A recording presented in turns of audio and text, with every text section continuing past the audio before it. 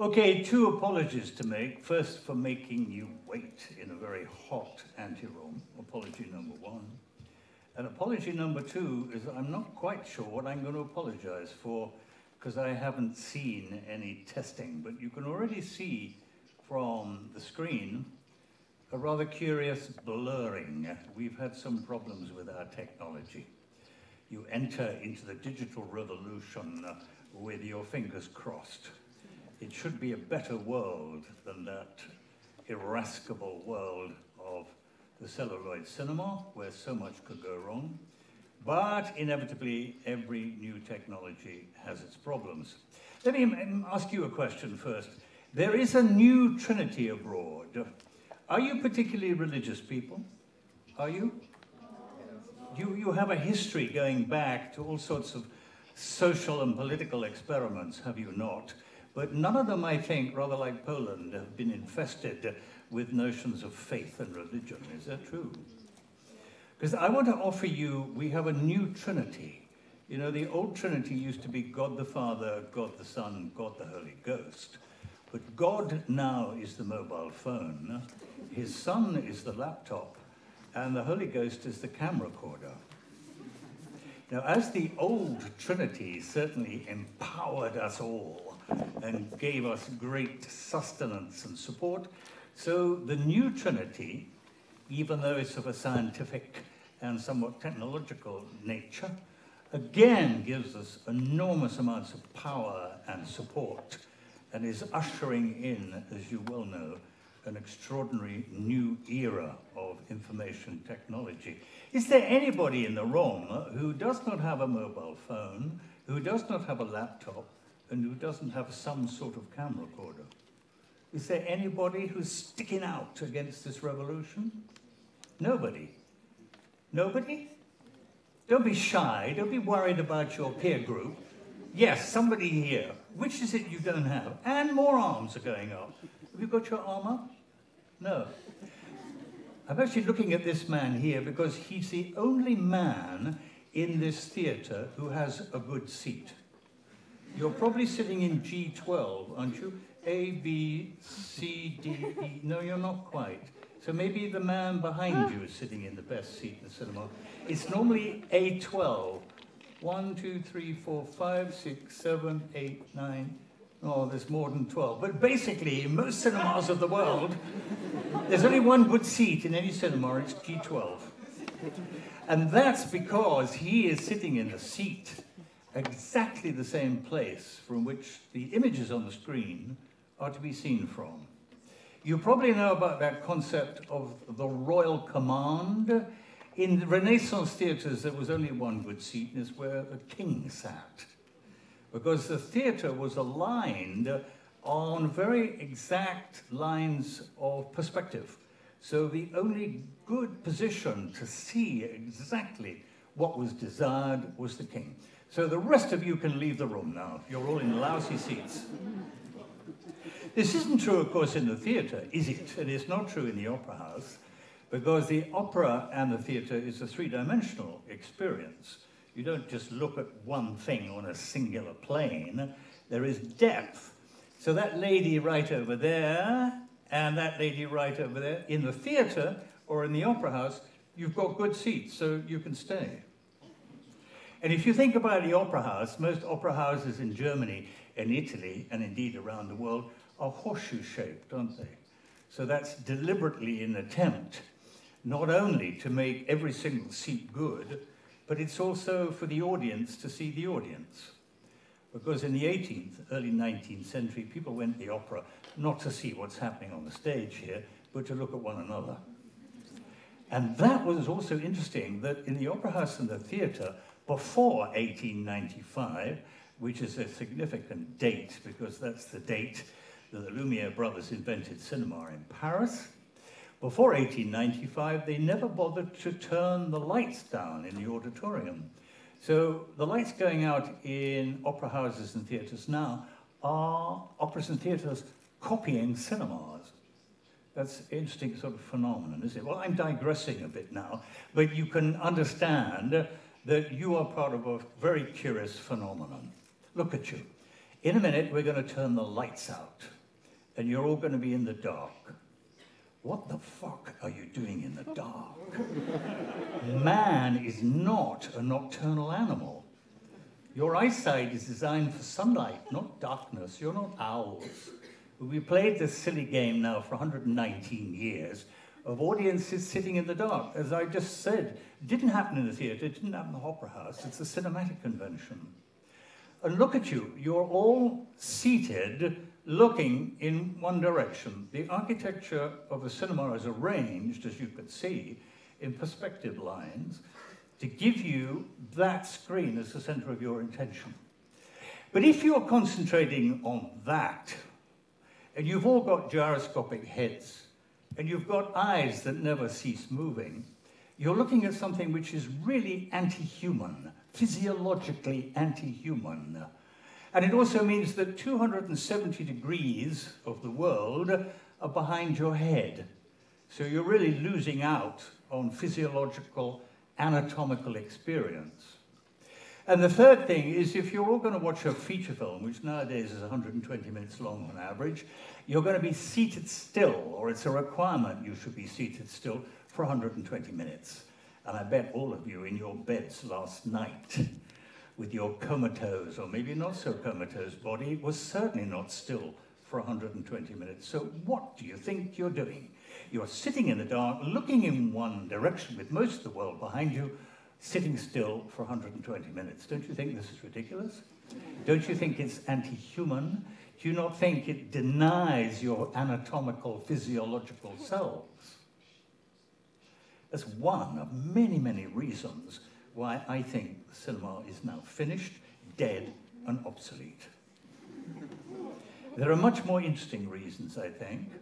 I would give you the death of the date of cinema. The date of the death of cinema is the 31st of September 1983, when the zapper, or the remote control, was introduced into the living rooms of the world. Bang! Death of cinema. Because cinema, up till that time, 1983, September the 31st, is really a passive phenomenon. You cannot interact with a screen. You cannot do anything with a screen. You cannot dialogue with a screen. So that makes it a very passive form of entertainment, which gives it its characteristics, from the Lumiere brothers, Méliès, through Griffiths, through Eisenstein, Orson Welles, Fellini, right up to, oh, I don't know, who's your favorite film director? Right up till now, right up till now. But what is curious, isn't it, with that zapper, that remote control on the 31st of September 1983, although it was very, very simple, you could sit in your armchair and direct your attention and change maybe the channel on your television. Maybe you could organize the contrast a bit. Maybe you could work on the color balance. But just think of what's happened since 1983 to 2014. A huge amount of things now you can do at a distance, and extend that, since you've told me you all possess a mobile phone, a laptop, and a camera recorder. You are all now interfacing with the cinema world. The cinema has ceased to be passive, and it's become a very active phenomenon. You have enormous amounts of choice. There are programs now where you can re-edit Gone with the Wind. You can do anything which is now applicable on the so-called silver screen, or we should say now the television screen. And since you have all this equipment, since you are now blessed with, I suppose, the interference of the new Holy Trinity, you're all filmmakers. You can all make films. Nobody's asking you to make films to win the Palme d'Or at Cannes, but you can all make films, and I rather suspect you do. So there's a curious democratization, isn't there, in cinema, where there's now a huge, absolutely huge overload of people making films. Don't you think that's very dangerous?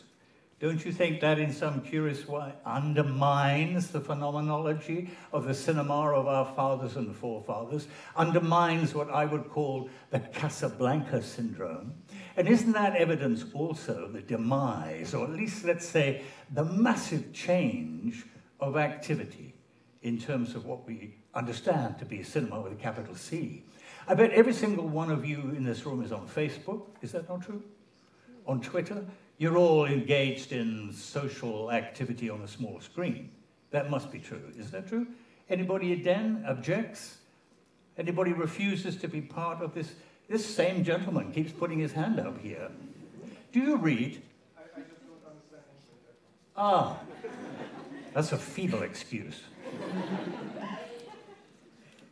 No, I always think that people who do not connect with these extraordinary communication vehicles, it's a bit like refusing to read.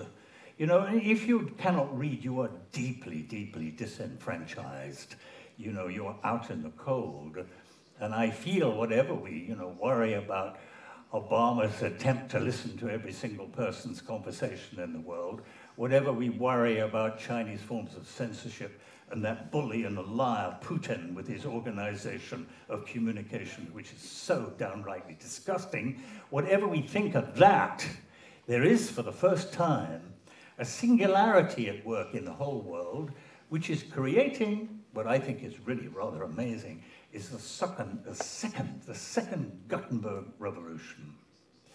Gutenberg invents the printing press, what, about 1440, 1445, something like that? And look what's happened in the 600 years since then. I think probably we have a world, literacy at least of 90%, even if you include all the sort of obscure corners of the world. And that has bounded and pushed civilization along extraordinary.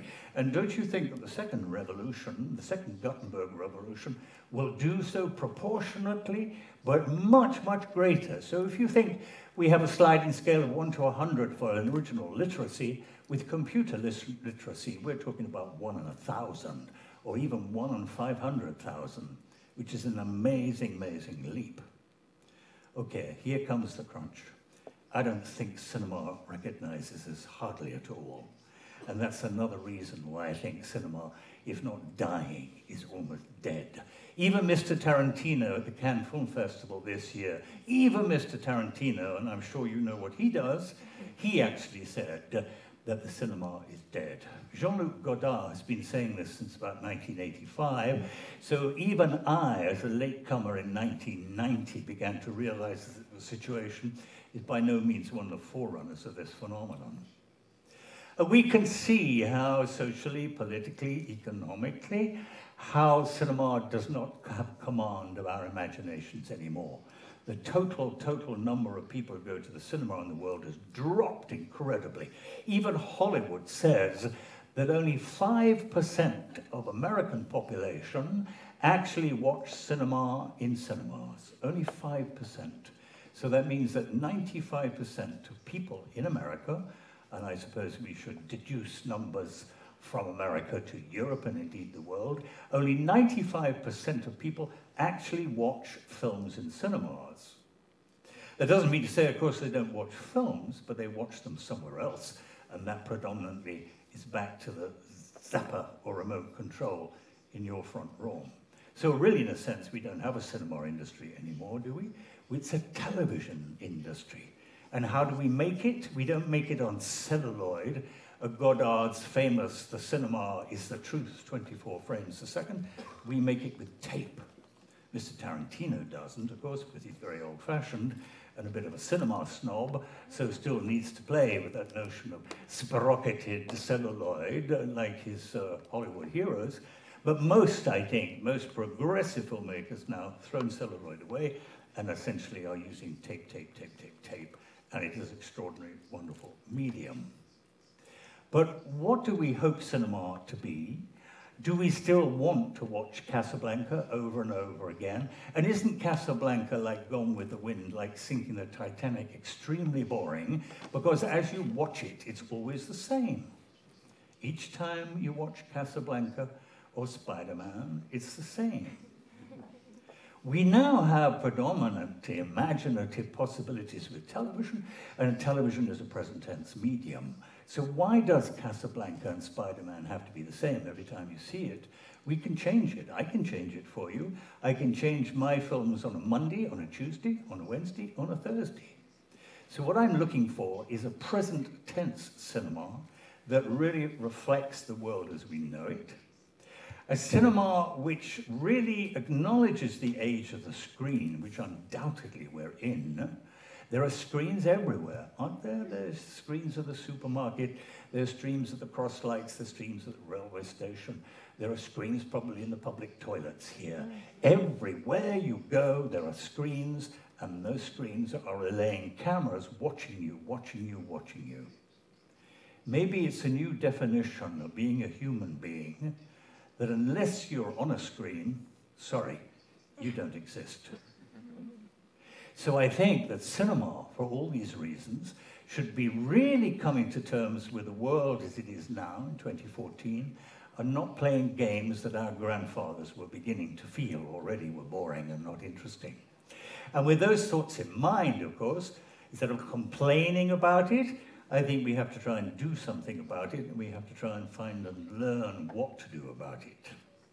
What I'd like to show you in the short amount of time that I've left here, my favorite American architect, Buckminster Fuller, could talk and entertain an audience like you for 8 hours. I can't do that, that's far too long, but I'll try and keep you engaged, at least, if I may, for about an hour and a half. And if we have time afterwards, maybe I should throw the thing out to you as a dialogue, so that maybe you could react to my provocations. I'm trained as a painter, and I believe that cinema should be a medium about pictures, about images, that we should engage in a dialogue that's related to ideas and communications about pictures. But unfortunately, we don't have that. You might think that cinema is about pictures, but is it really? Every single film you've ever seen was created by text. It's pretty obvious to say that about Lord of the Rings and Harry Potter. You can go down to the marketplace here and buy the books, which I feel doesn't make them films, but what you have seen in a cinema about Harry Potter and Tolkien is really simply illustrated text. And isn't that what all cinema is about? It's a form of illustrated text. Illustration to me is a second-hand and somewhat dirty word. I don't want to illustrate, I want to be a primary creator.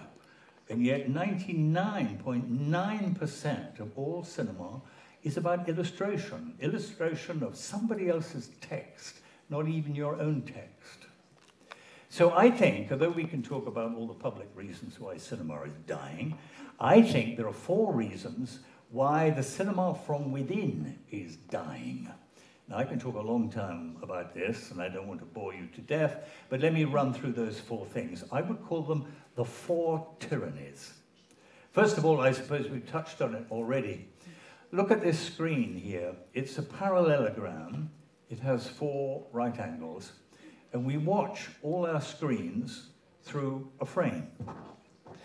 When you look at me and I look at you, I don't see you in a frame, and I'm pretty certain you don't see me in a frame. Frame does not exist in nature. It is not a natural phenomenon. It's entirely artificial. And if you refer again to our moving head and our moving eyes, it has nothing in your lives that is really representational of anything apart from the notions of which we put it as a representation for art.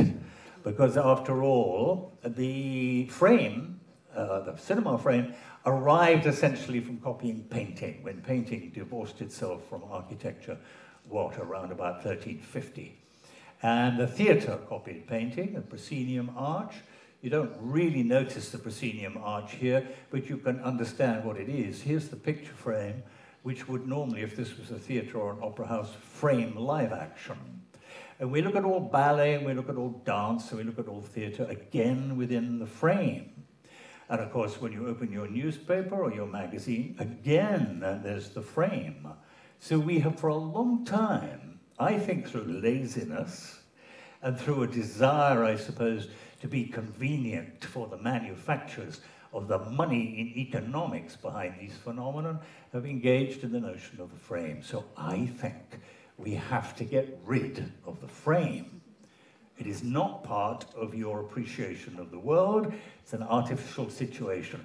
And if it's man-made, it can be unman-made. Tyranny number 2, I think I've already touched on it. Cinema really has to break, has to cut that umbilical cord that exists between the cinema and the bookshop, so it can run free and not be derivative of notions of narrative, of storytelling. If you want to be a storyteller, go and write a book. Don't waste your time and my time interfering with an imagistic medium. This is not a literary meeting place. This is not a place to exchange words. It's a place to exchange ideas by pictures. Third tyranny, and this is very difficult and maybe might upset you, we have to change our attitude about the actor.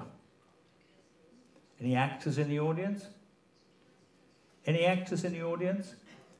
Male or female? Any pretend actors in the audience? I always think that probably one of the best definitions of an actor is somebody who is trained to pretend that they're not being watched. And the moment that pretense collapses, it's suddenly lousy acting, isn't it? And isn't that a strange definition? If we train these people, 6 years at RADA, all the acting schools that exist all over the world, trying to persuade these people that they have to pretend that they're not being watched. Isn't that an underuse of intelligent actors? Can actors be intelligent? I was hoping there would be some actors in the audience so I could bully you, but I don't think anybody's going to volunteer. So, I don't think the cinema was invented to be a playground for Johnny Depp. It's not Johnny Depp's fault, however much we might admire him. It's the way we use actors, really, I believe, seriously has to be changed. And maybe my fourth tyranny from within, maybe the most difficult and apparently contrary of all, and I'm looking to see if there are any cameras watching me. Yes, there's one there. There's a cameraman there, I think. Yes. Okay, two. Oh, one here. You have to, there's somebody else over there. You have to, I think cinema has to get rid of the camera. Now, you might find that an extraordinary, contrary occupation. Let me give you two quotations, probably the two greatest visualists, the people with the most, as we say, intelligent power about organizing images in the 20th century was Picasso, who said, "I do not paint what I see, but I paint what I think." And Eisenstein, the greatest filmmaker ever, who goes to California on his way to Mexico and says that Walt Disney is the greatest and only filmmaker ever. Now, if you make a connection between those two sorts of ideas, you can see how, in a curious way, the camera is detrimental to their activity. You can see how the camera gets in a way, figuratively, for Picasso, who is painting what he thinks and not what he sees, and the miserable camera can only simply see. It certainly cannot think, however clever this gentleman is behind it. It's not the camera that thinks, it's the gentleman behind it who thinks. So in a sense, it's a bit like a measurement of earthquakes. You know, the Richter scale, I suppose what the average dangerous earthquake, perhaps not in this part of the world, but certainly in South America, would be Richter 5. And anything above Richter 5 suddenly gets very, very dangerous. And in a curious way, cinema has started at Richter 5 instead of Richter 0, which brings us back to Walt Disney. And you can see why Eisenstein, the greatest filmmaker, I certainly believe, in the 119 years we've had of cinema, he wasn't concerning himself with Walt Disney, the businessman, very good businessman, or the anti-Semitic, had some virulent ideas about the Jews, or being a sentimentalist who constantly played in a children's playground. He was saying, and using Walt Disney, I suppose, as the ultimate creator of cinema, because he starts at Richter 0. There is nothing on the sheet before a cartoonist makes a mark. And surely that really is an act of creation, not recreation. I must be careful not to say that word quickly because it becomes a recreation, which maybe is the definition of Hollywood anyway. But there is a way that, in a curious way, we've somehow started cinema too high up the scale of mimesis. And I don't think mimesis, which simply means repeating or copying what God has already created, but we've been given the most extraordinary thing in the universe, which is our imagination, to be able to create, in a sense, from ground Richter zero. So let me run through quickly again. We have to get rid of the frame. We have to get rid of the text relationship of cinema to the bookshop. We have to really seriously consider our use of actors, and we have to get rid of the camera. Now that, of course, is a very subjective, personal credo. And it's one that I constantly need to shake myself up to realize that we do not, I sincerely believe, need to have a cinema of the future, if there is a cinema of the future, associated with these four ideas. So what I'm going to show you are examples, I suppose, of work. I cannot never, ever make films on my own, but myself and my collaborators are concerned with in order to find a new vocabulary for cinema and to move it forward. I'm sure it'll move forward under its own steam by all means, and there are many, many film practitioners all over the world who are pushing against the boundaries. Let me add one more, I suppose, tyranny, which has only perhaps fitfully descended, certainly on my structural imagination, is the business of narrativity, of telling tales. Why do you come to the cinema? Do you come to the cinema to be told a story? Is that why you're here? Nobody's replying to me. That's not a rhetorical question. Do you come to the cinema to be told a story? And do you think the story is very valuable? If you run your mind through your favorite films, Blade Runner, Gone with the Wind, Sinking the Titanic, you name it, whatever your list is, you will be very hard-pressed to tell me the story of those films. Maybe you could give me a one sentence, maybe if you're incredibly receptive to what the film was giving you, maybe you could give me two sentences, but after that, I bet you dry up. Because the narrative is really not important. What you remember about a filmic experience is a particular audio-visual phenomenon, some combination of a piece of action and a color, some relevance to a piece of music and a particular formation of a glance, some particular cinematic phenomenon, which is a combination indeed of sound and picture, which gives you, should we say, an intellectual, certainly an emotional, and maybe a spiritual experience.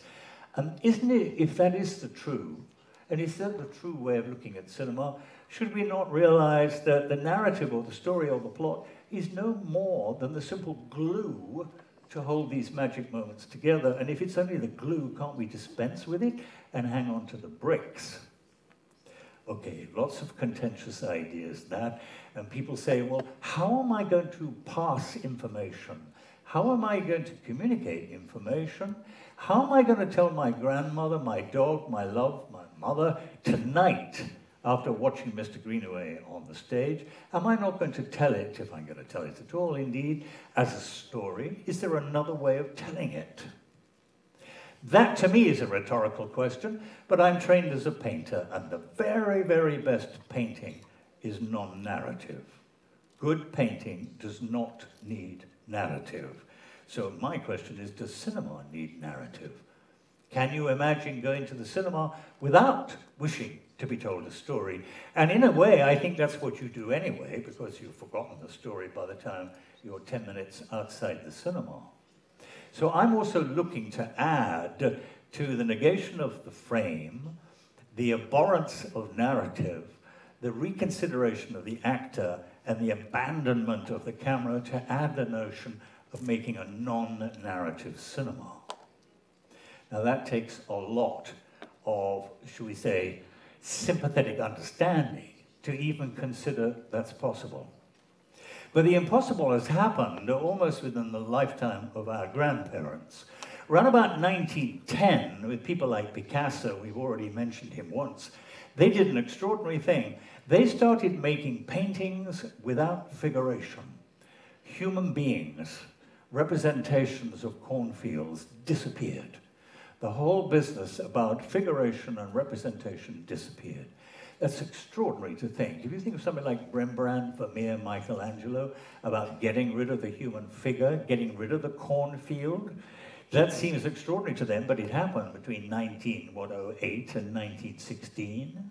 And then if you think about music, and you think of Schoenberg, Berg, and Webern, they had the audacity to get rid of harmony. Can you actually imagine the notion of music without harmony? But these gentlemen did, and their influence persisted at least for 30 years. Could you imagine Brahms? Could you imagine Beethoven imagining the notion of music without harmony? So my argument is, if you can get rid of figuration out of painting, and you can get rid of harmony out of music, now is the time to take narrativity, plot, storytelling out of cinema. How do we do this in detail? I don't know. But we know ways and means to pursue that, and that also necessarily has to be what I would like to be able to consider as part and parcel of the new post-cinema cinema, if you like.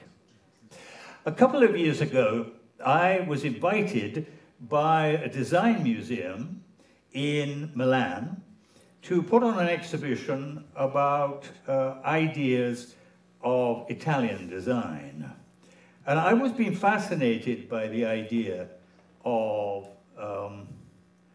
the notion of the screen itself. We talked about the screen, the parallelogram. And I've never understood why in this modern age you have to sit there and the screen has to sit here. There's no reason why you have to be there and the screen's there.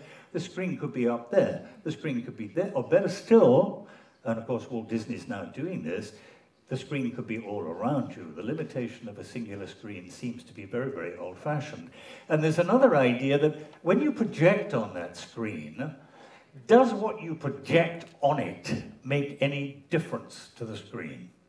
And the answer, of course, is not at all. So what I want to do is, in a curious way, to change the architecture of cinemas, because I believe in a funny way that cinemas have held cinema back, because ever since the Lumiere brothers in Paris in 1895, they've created cinemas like this. So somehow the architecture is inimical, is antagonistic to the business of showing films. And so I think we ought to really seriously consider how we can do and make a change to make what you project on it affect the screen. I was given the opportunity, let me say again, to put together a history of Italian design. And what I first wanted to do was to change the shape of the notion of the screen. Why should the screen be a parallelogram? Why could it not? This is basically a geometrical shape. It's a very regular shape. And imagine that that is the screen on which we put the wide shots. It represents, in a curious two-dimensional form, 1/4 of the disk of the Earth. And then, since I was going to put all my wide shots on there, the Italians, remember this was an Italian commission, invented a phenomenon called the Victory Arch. It's only the Italians could invent a thing like that, which is meant to be responsible for all the great moments, for the moments of extreme exhilaration and a sense of triumphalism. And then, since I was very conscious of the notion of the grid, my third screen was a long, almost extra cinema scope, which could represent, in a sense, the wide breadth of all the world's vistas, most especially the dominant horizontality of when you look at the horizon of the sea. And if that's the case, and we're still worried about the grid, I would need to go into the opposite direction to create a very tall vertical screen. This is a three-dimensional diagram, of course, a two-dimensional diagram of a three-dimensional phenomenon, because you will notice that this shape here is more like a, well, you can see it's the diagonal at the top, which is my attempt to make a demonstration that the screen itself is torqued. So we're not necessarily projecting on flat screens parallel to your visual plane, but actually there is a possibility of 3 dimensions. And then, since I have an awful lot to say, I've given myself 3 footnote screens. So here we have 7 screens. So let's forget the singularity of one frame, which is totally artificial. Okay, this is artificial too, but it does give you a larger breadth and potentiality of making a true dialogue between the screen and what you project on it. Now, I'm sure you all have a full understanding of basically the cultural history of the Western world, since Pompeii. Take a look at what we did.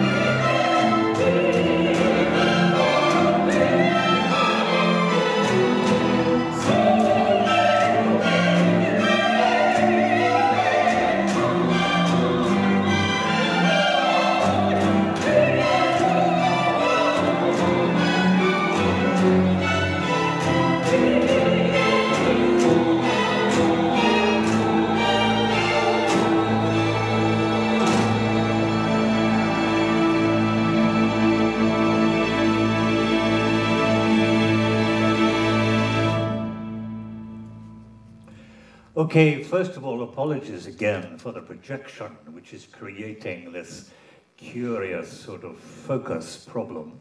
But could you not imagine that that might be a possibility for cinema for the future? I would really love to be able to make a feature film with using that vocabulary, and it is, of course, physically possible, but you could not, I suspect, do it in a cinema like this. You'd have to reinvent cinema. But I've already been ambitious enough to change all this and to find a different way to organize, indeed, your projection experience. Two things I ought to say and should have said before. This is a film about design, and everything man-made has to be made for the human anatomy, which means, of course, that we are threading through the human anatomy throughout the whole of that film you've seen.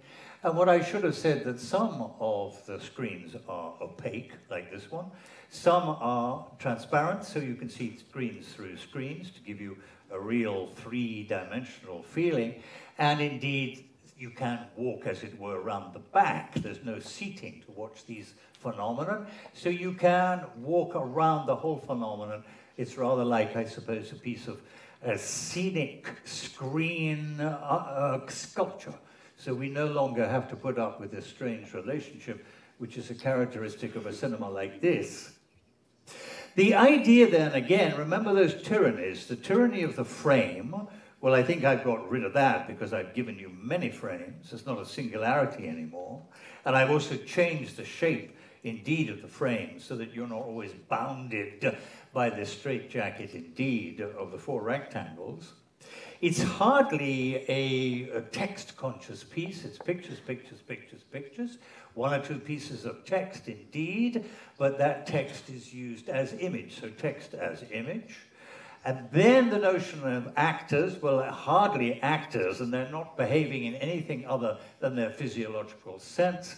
And I suppose the last notion, indeed, of a mimetic camera, This does have the advantage, of course, of being full of reproductions of cultural artifacts for the last 2,000 years, so maybe does bisect or a step aside to those particular considerations, but you can still see the drift, the desire to break away from these inadequacies, as I see it, of contemporary cinema. Let me show you something else, which is, I suppose, relative to the idea of the notion of the multiple screen. One of our big anxieties at the moment all over the world is the question of atomic power. It could absolutely be our savior if used for peaceful means, with a collapse indeed of fossil fuels, because I don't think wind vanes are going to make any difference. I've traveled this morning from the airport in Vienna to this cinema and cut across that part of Austria, which seems to be absolutely covered in wind vanes. You know, that's all one big hype. I am told they need 42,000 of those wind vanes to keep San Francisco in energy for one evening. So what do we think we're doing playing with these paper windmills? It seems to be an extraordinary bisecting, moving away from the essential phenomenon of what we're trying to aim for. But I was absolutely surprised when I made this investigation, indeed, into atomic power, how many atomic bombs, in fact, have been dropped on the planet Earth. So I made an investigation of every single one, and it seems since the dropping of the bomb on Hiroshima, and I think up to 95, I think the film will tell us that again, there have been an enormous amount of atomic bombs dropped on the planet Earth. Take a look at this.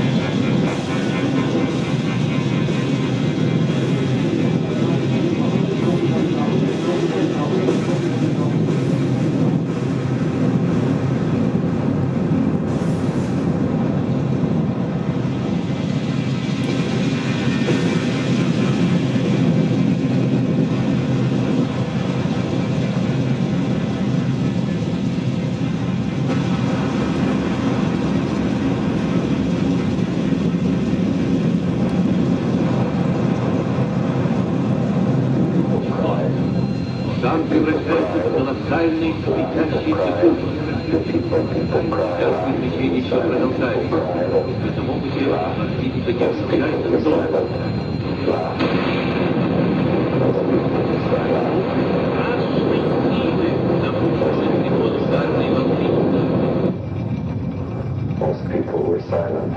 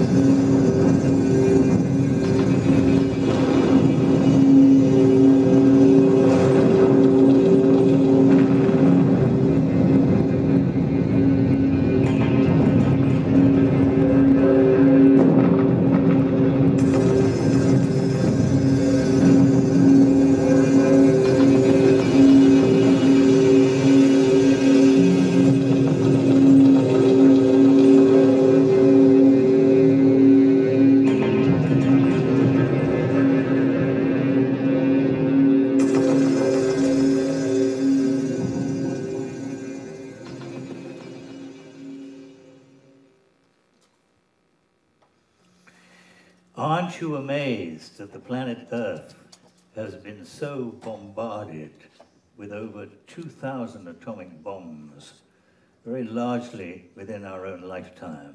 Don't you find that absolutely extraordinary? In the year 2006, Holland celebrated the birth of the greatest Dutch painter, who is Rembrandt van Rijn.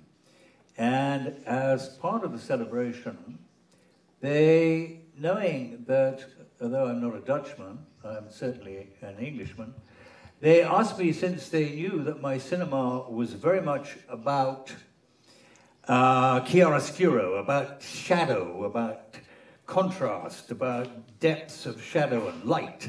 Cinema, a definition of cinema could easily be, couldn't it, a manipulation of artificial light. And I actually do believe that maybe not the first cinema makers were indeed Méliès or Lumière, but were in fact those 4 extraordinary painters of artificial light that existed in Western Europe round about the year 1600. So that's Caravaggio in Italy, Velázquez in Spain, Rubens in Flanders, and Rembrandt in Holland.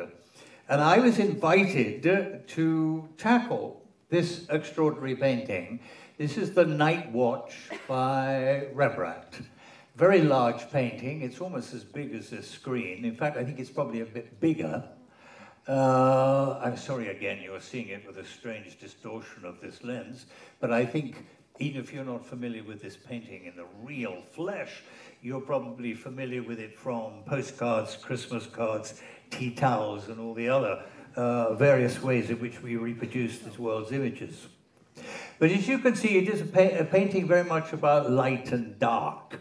It's supposed to be a group portrait of soldiers fighting the guerrilla war against Spain.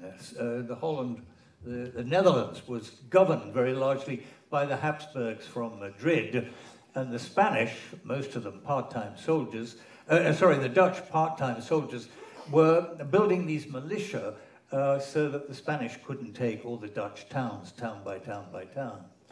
What I wanted to do, in a general theory, was to have a dialogue between painting and cinema.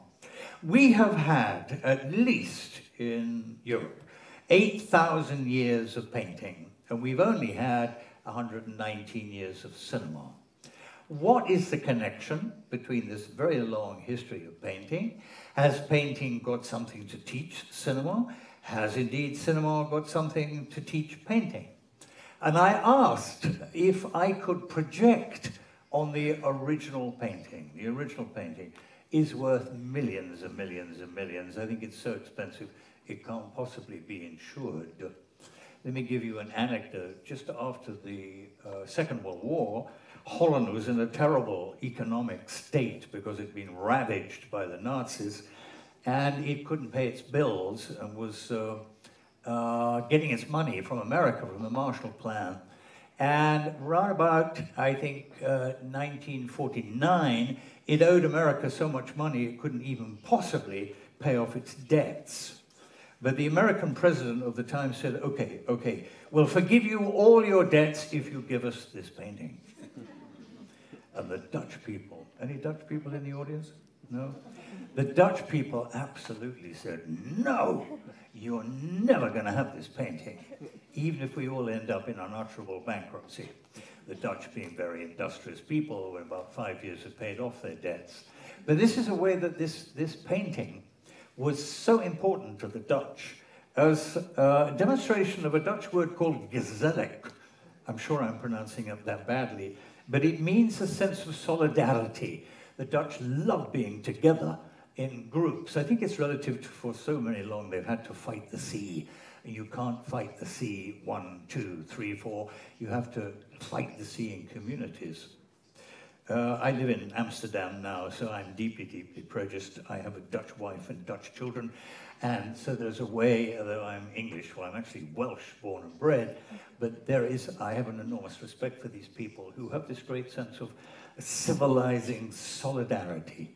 Anyway, the reason that it was a very precious painting, but the reason I'm telling you this is that the newspapers were confounded when they found out that the leader of the Rijksmuseum had given this painting to me to play with. When I first went there with my crew of people, we were to light it and reconstruct it and change its color and so on. I remember how incredibly valuable this painting was. I had four art historians, 3 police and 2 police dogs with me. They thought that I would damage the painting, I'd knock over a tripod or something. So for the first time on the Monday, I had to go there at night because they couldn't close the museum where it's exhibited, the Rijksmuseum in Amsterdam. So we turned up at 6 o'clock, and as I say, 4 historians, 3 policemen and 2 police dogs. About on the Wednesday, the historians had disappeared. We never saw them again.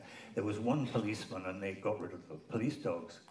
At the end of the week, the directors of the Rijksmuseum gave me the key to the gallery. There's a I always feel this is good. You know, the Dutch don't genuflect in front of a work of art.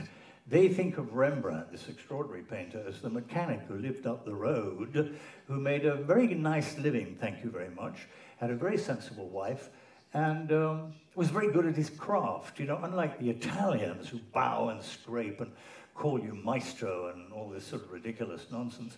The Dutch, really practical and pragmatic. Anyway, they gave us this painting to play with, and we projected. I tell you what we did. We photographed the original painting centimeter by centimeter by centimeter, stitched it together on a computer, and projected it back on itself. But what we projected was a masked edition, so that I could isolate, for example, the highlight in this man's eye. This man is called Banning Cock. He is the leader of the band. But by isolating every single part of the picture meant that I could play with it and rearrange the chiaroscuro. It was very successful, was up in the museum, I think, for about 3 months, and we had lots of opportunities to consider other paintings. What I wanted to do, first of all, was find a painting that was cinematic anyway. It had to be big. I cannot do it on the Mona Lisa, which is only about this big. I made a sort of credo that the painting had to be big enough for 50 people to see it at one time, and this certainly fulfills that. And one of the first and most interesting possibilities we had was this extraordinary painting, Leonardo da Vinci's Last Supper. Everybody looks at this and thinks they know it. But I spent, again, I suppose, about 50 nights, night after night after night, preparing the situation for this. And when you get to know the painting very well, you realize why it is so famous, why it is so extraordinary. Its composition, its development in series of threes, the materials on the table represent the universe, the solar system. The characters are all arranged in the predominant gestures of humankind. The position of Christ right in the center. I could go on and on and on. Why this painting really is about a gravitas, the moment of truth, which is related to the Last Supper. Again, I'm not so sure that the projection is so incredibly amazing here, but let me show you what we did with this to make a demonstration so you can understand something of what I'm trying to say. Okay, here it comes.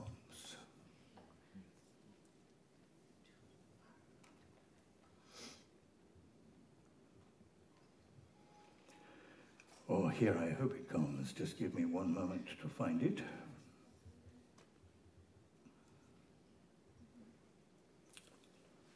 No, I'm going the wrong way.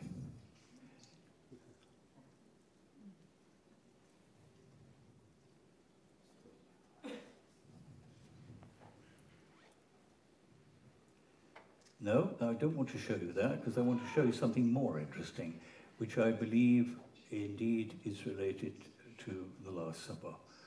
Just give me a moment again.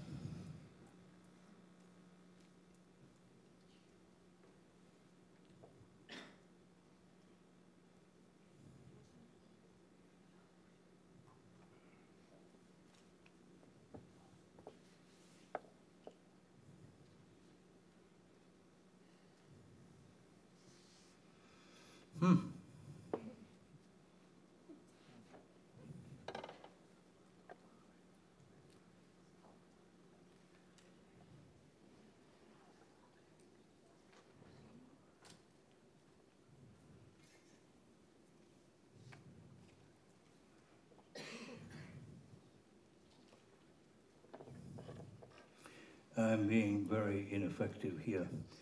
I cannot even find it anymore. Let me just give me a few more seconds. If I can't find it, I'll move on to something else. It was here earlier this evening. Ah, here we are. Okay, forgive the delay. Here it is.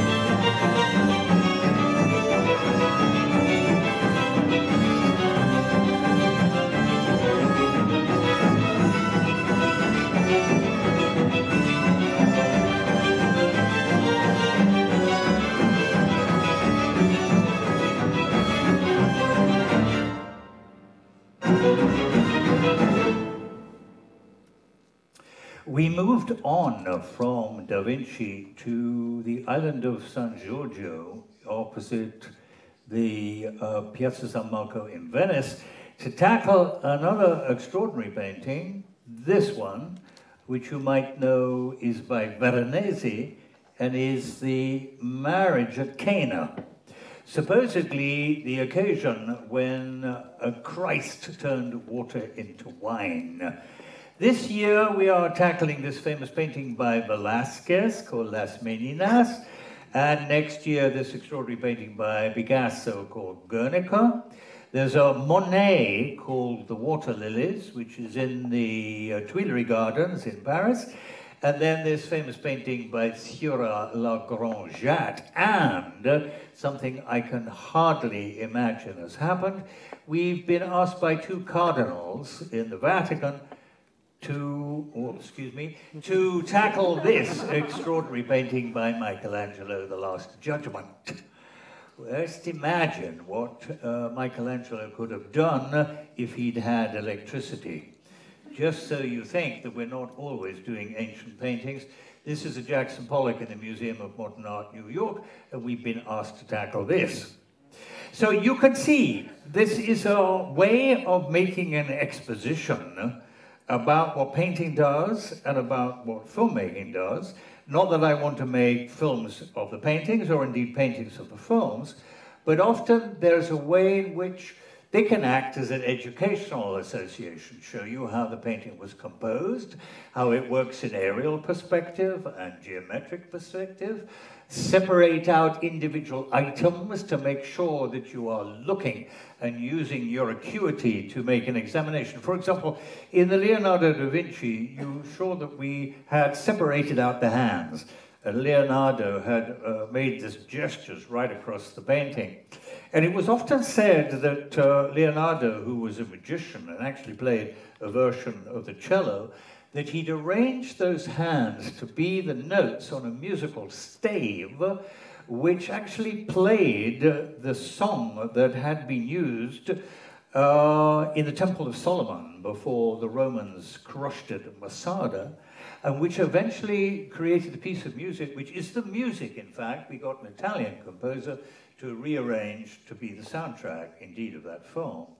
It's a piece of music also which apparently Beethoven used for his Song of Joy. And the whole painting is full of these references and counter-references. We can't tell you them all, but to indicate, indeed, the profundity of it. Let me show you and finish with one other painting, which perhaps has reached maybe the apogee of what we're doing so far, but we again wish to increase and increase and increase on it. And we have actually called it The Marriage, because indeed it's our attempt, I suppose, to see if we can find in cinematic terms a notion of a miracle, the miracle indeed of Christ turning the water into wine. Now I have to play this game of finding it again. Just hold with me for one moment. This was actually done 3 years, here it is, The Marriage. So I'll show you, it's quite a long, as you can see, it's 27 minutes long. We haven't got time to see it all. So I'll give you a bit of the front, and I'll give you a bit of the end to show how we use computer techniques, at least to envisage the possibility of a Christian miracle. This is how it begins.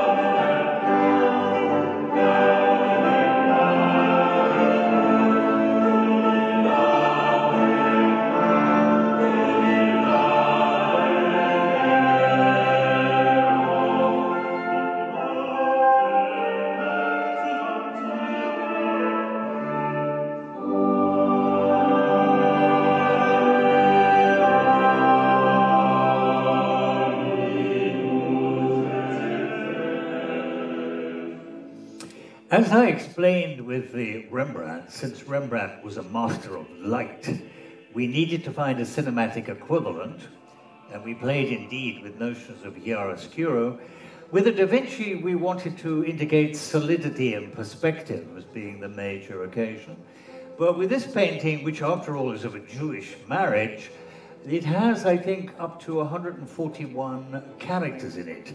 And since all paintings now have soundtracks, I wanted to give the painting a soundtrack, so I created dialogue for every single one of the visitors at the marriage feast. Let me just show you a section of that. Where it now hangs, abrasive marks of the bayonets of the French soldiers was placed in exactly the same position as the original in the San Giorgio refectory. This event is truly an occasion to celebrate. Often an opportunity missing in Christian iconology with its savage dramas, intense conflicts, and cruel tragedies.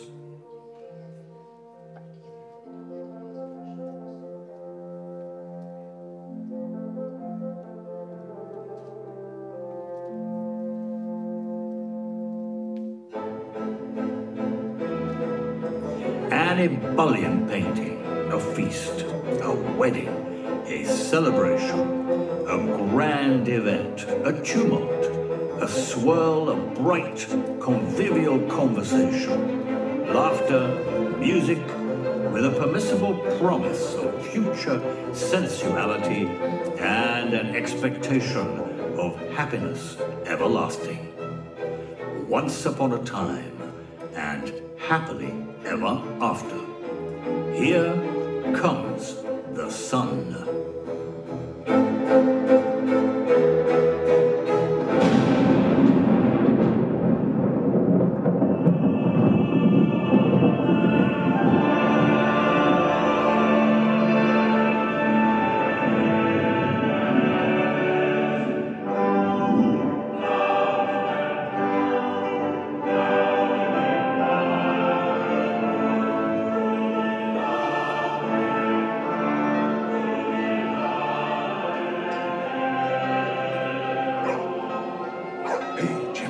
Some wedding, some drinking, some prelude to a long life of alternate tedium and misrule. How long will this one last in high happiness and a bouncing bed?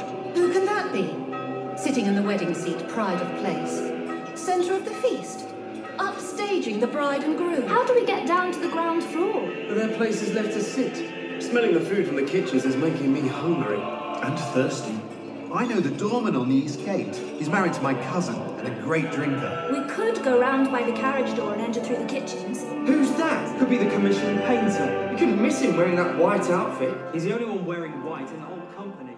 You get the idea. There is now a fairly longish section where everybody's given a chance to speak. But when the wine begins to run out, the drama takes this different sort of turn.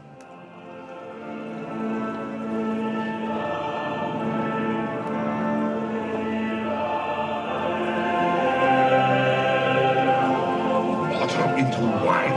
Wine into water? Who's thirsty for more miracles? Do we have a ghost at the feast? Was it a trick? His father was a carpenter. Made coffins. Never out of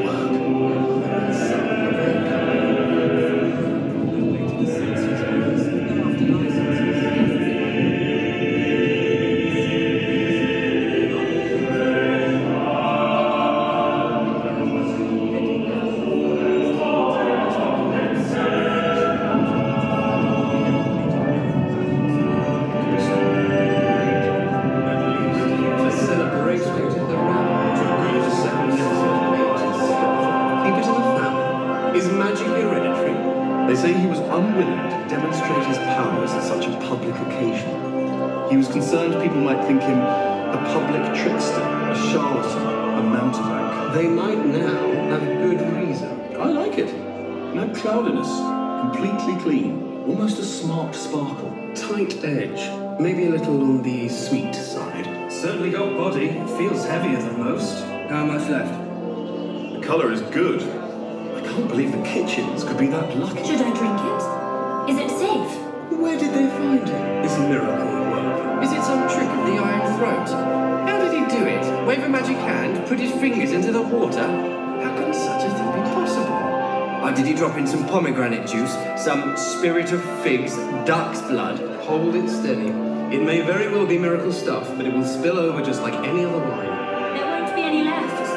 They are enjoying I can vouch at last for a miracle in a public place. If such an event were to be repeated every day, we would soon gather a multitude and a decent treasury. And, no doubt, draw a great deal of unwelcome attention. We would be accused of showing off, exhibitionism. A multitude is too small a number. In the end, we will gather the world.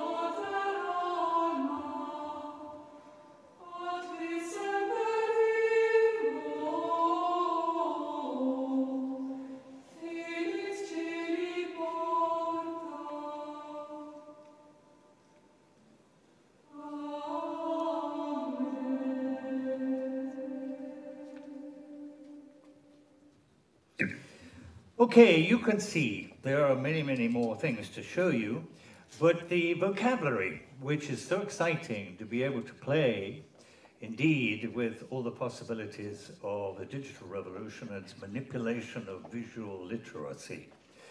These are, I suppose, examples that you won't particularly see in association with the distribution of the feature films, but I took this opportunity to show there's another activity, which certainly I am very pleased to be associated with, of making an alternative cinema, a cinema that's different indeed from the feature film marketplace. Thank you.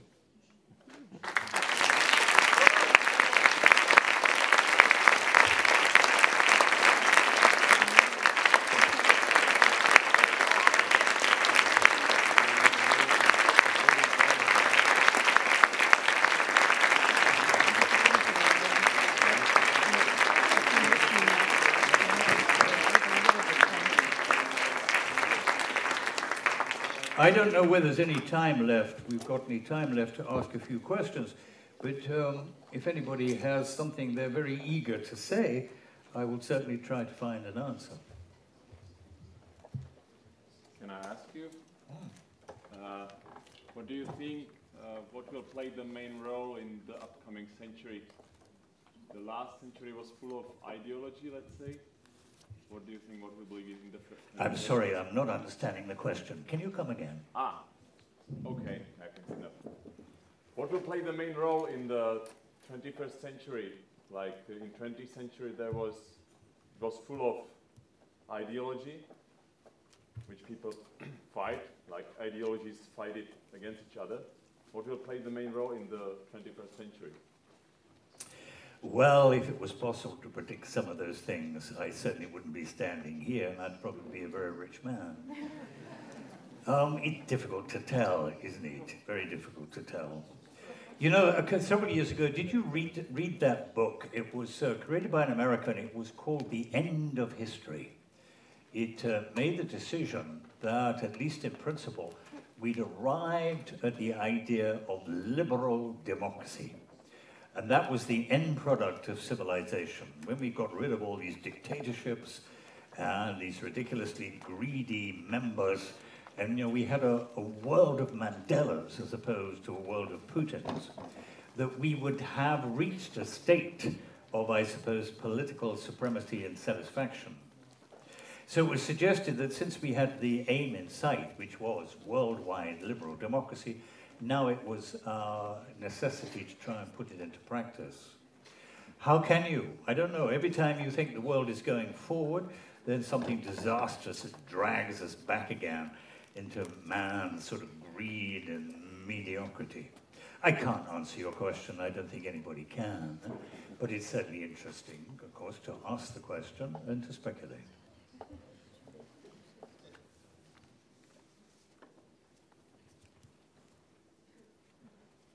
Are there filmmakers in the audience? Are there proto-filmmakers? Are there people here who want to make films? Yes? Questions? Hands up? Because I'm going to tell you you're going to be wasting your time. Don't waste your time making cinema. Cinema's finished now. But there are many, many, many other really engaging and exciting things to do, which are relative, I think, to something that's springing out of two phenomena. There's a feeling that if there is a future for cinema, it's going to be a cartoon industry. It's basically that now. Think of Terminator. Think of all the green screen activity. Think of the complaints of actors. They never play with other actors anymore. They're always playing either against green screen or with robots. And there is a way in which I suppose that the grand dramas of Hollywood seem to be topping out, don't they? All the big phenomenon, you know, all the big picture-making, event cinema, is not drawing in the crowds and is not creating, I suppose, the money it's expected to make. You must have on your television all this new particular fashion for extended mini-series. You must have seen several of them. Let me find things. Have you seen House of Cards with Kevin Spacey? Has that hit your screens yet? You must have seen The Walking Dead. Have you seen that? You know, this has now become the Hollywood's latest fashion. And of course, Hollywood's being upstaged by all sorts of independent companies who are rushing in. And this is really becoming a huge money spinner. I was actually encouraged by a Dutch producer says that we have to make one. So I've written a script called Waiting Women. I have a very feminist wife who persuaded me to write it. But is it not also the female condition, you must answer me, that all women wait? Is not the state of being female a waiting state? And I've taken, I think, 7 examples of history and threaded them all through in a certain location where all these people live, 16th century, 17th century, 18th century, right till today.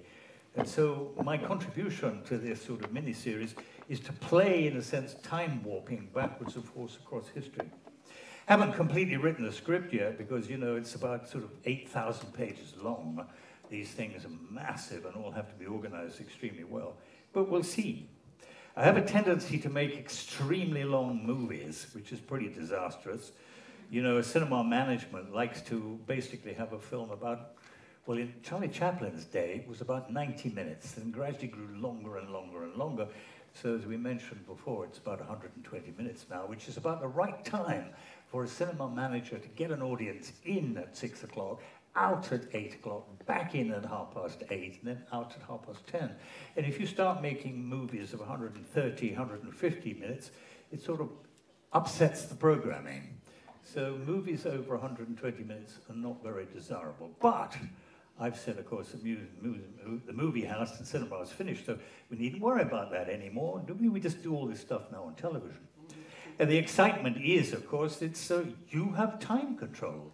You can see it when you want. And if you have to answer the telephone call, or take the dog for a walk, or feed the cat, you can switch it off or put it on hold and wait. It's like reading a book. Very few people, I think, read a book all the way through at one go. Why should we indeed use the same practice for watching our cinema? That's, I think, because I was trained as a painter, there is a way, you know, you can go to the Louvre in Paris and you can look at the Mona Lisa for 1 minute, if you wish. If you're really excited by it, you can stay in front of there. You have to avoid all the Japanese photographers, of course, and you can watch it for 1 hour. The time frame is yours. You decide. It's a bit like Van Gogh. When Van Gogh went to the Rijksmuseum, he sat in front of that painting of the Night Watch, I think for 3 days. He took his sandwiches and his flask of coffee, and he went there every morning when the museum opened, and he stayed there till it closed. So the time frame belongs to you, and that's what's particularly exciting for me about painting, and I still practice painting. But when you become a film director, or indeed a theatre director, you, the audience, lose your time frame. You become disenfranchised. You have no freedom anymore. If I show you a picture of this glass of water, I will show it to you only for as long as I want you to see it, nothing to do with you at all, and I will only show it to you from one angle which I want. So you lose your time frame.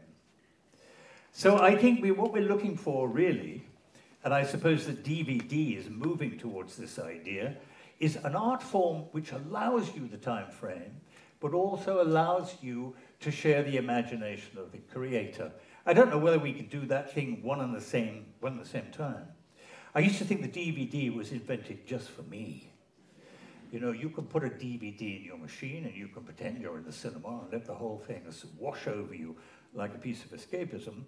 But you can interfere, you can interact, you can fiddle around, you can change things of multiple endings and all that association. But I do understand from the marketplace that remarkably few people proportionately make use of that facility and still basically use the DVD as an excuse to bring the cinema into their homes. But the DVD is supposed to be disappearing very rapidly now, isn't it? Very, very difficult to find a DVD shop I know now in Amsterdam, and everybody rips off television, and it's all becoming legitimized, and you don't have to feel like a criminal anymore. So eventually there will only be one source of all sorts of cinema, and it'll either be coming off your personalized laptop screen, or it'll be coming off what used to be broadcast television.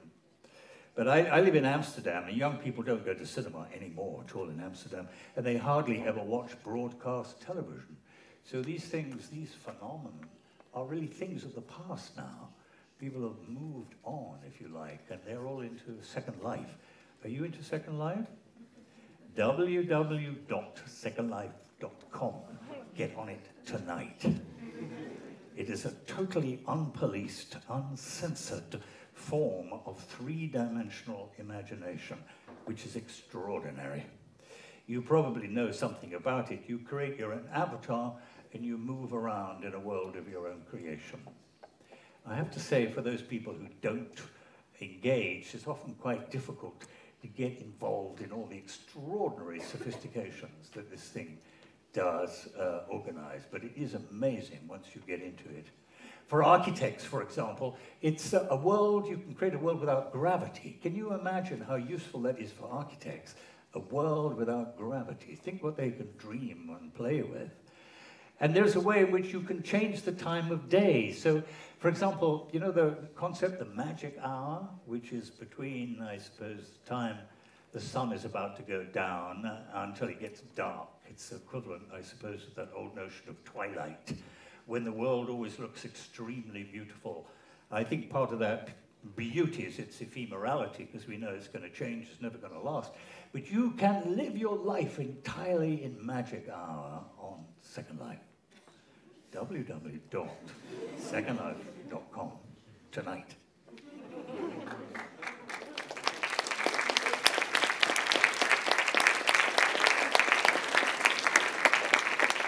Já se omlouvám, ale bohužel musíme končit, abychom stihli připravit slavnostní zahájení, které bude opět věnováno osobnosti Petera Greenawaye.